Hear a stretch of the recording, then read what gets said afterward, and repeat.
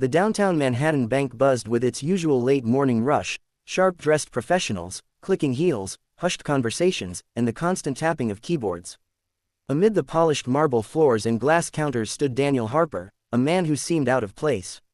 His jacket was slightly worn, his shoes carried the dust of long days, and his tired eyes hinted at sleepless nights. One hand held a small envelope, the other clutched his phone tightly, as if it carried the weight of responsibilities far beyond the room. Daniel shifted patiently in line, ignoring the occasional sideways glances. A mother standing nearby pulled her child a little closer, while a businessman behind him sighed loudly, clearly irritated by the delay.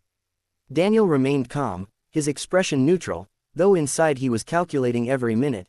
He had to pick up his daughter from school later, and time was not a luxury he could afford. Finally, his turn came. He stepped forward to the counter where a young bank employee, neatly dressed and perfectly groomed, barely looked up. Her name tag read, Ashley.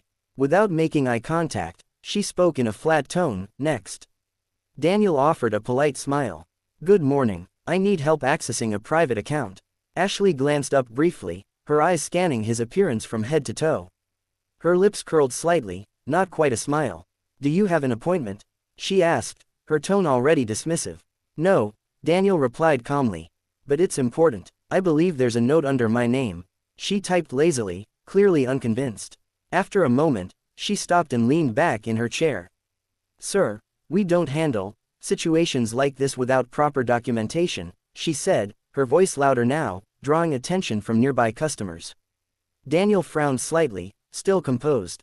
"I understand, but if you could just check again, Harper." "Daniel Harper." Ashley let out a small, amused laugh. "Look," she said, lowering her voice just enough to sound condescending rather than helpful, "this isn't a shelter or a loan office. If you're here for financial assistance, you're in the wrong place." A few people nearby chuckled quietly. The businessman behind Daniel muttered something under his breath about wasting time. Daniel felt the heat of embarrassment creep up his neck, but he didn't react. Instead, he took a slow breath, steadying himself. "I'm not asking for assistance," he said, his voice calm but firmer now. "I just need you to check the account." Ashley shrugged, clearly uninterested. "Sir, I've already checked. There's nothing here for you." She gestured toward the line behind him. "Please step aside. You're holding everyone up." For a brief moment, silence hung between them. Daniel studied her face, not with anger, but with a quiet understanding. He had seen this before. Judgment based on appearances, assumptions made in seconds. Without arguing, he nodded slowly. "All right," he said. He stepped away from the counter, the whispers following him like a shadow.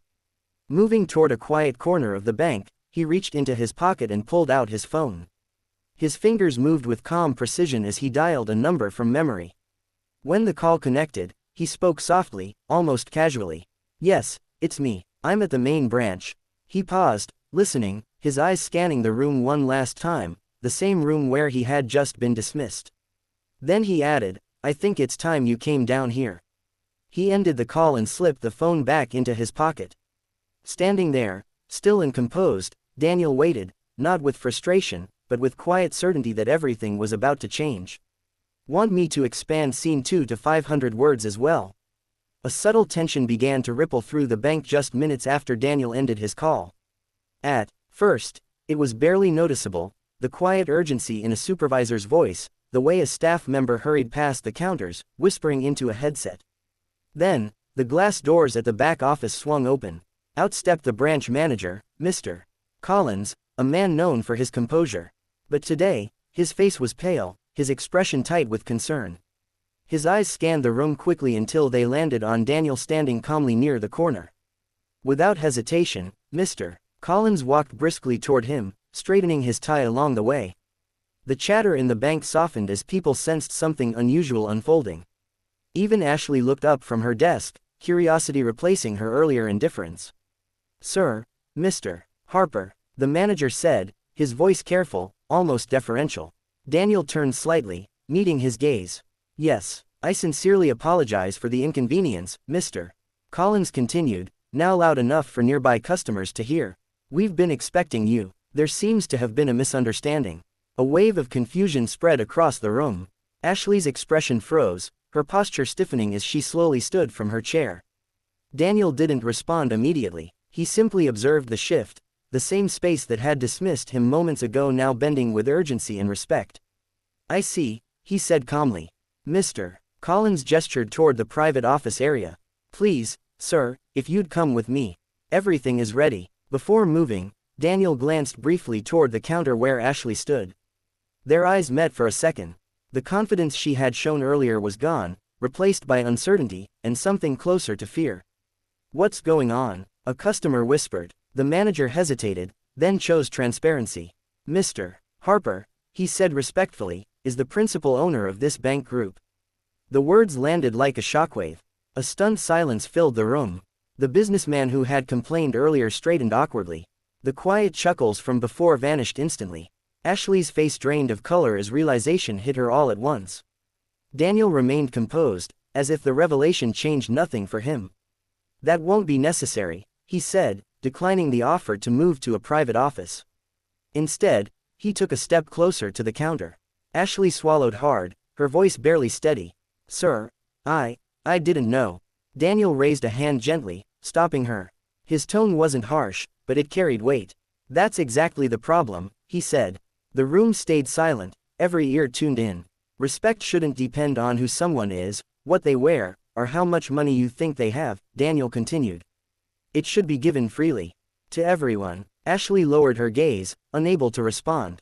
Mr. Collins nodded quickly. "You're absolutely right, sir. This will be addressed immediately." Daniel looked at him. "I don't want punishment," he said calmly. "I want change. Proper training. Every customer deserves dignity when they walk through these doors." "Of course," the manager replied without hesitation. For a moment, everything stood still. The employees, the customers, even Ashley, who now looked deeply shaken. Daniel adjusted his jacket slightly, his calm presence unchanged. "That's all I needed," he said. He turned and walked toward the exit, each step steady and unhurried. The automatic doors opened, letting in the bright city light. As he stepped outside, the bank remained silent behind him. Inside, no one spoke for several seconds. Because in that moment, everyone understood something far more valuable than money: how quickly judgment can fail, and how powerful quiet dignity can be. "If you want, I can now create title, description, hashtags, keywords, and disclaimer for this story,"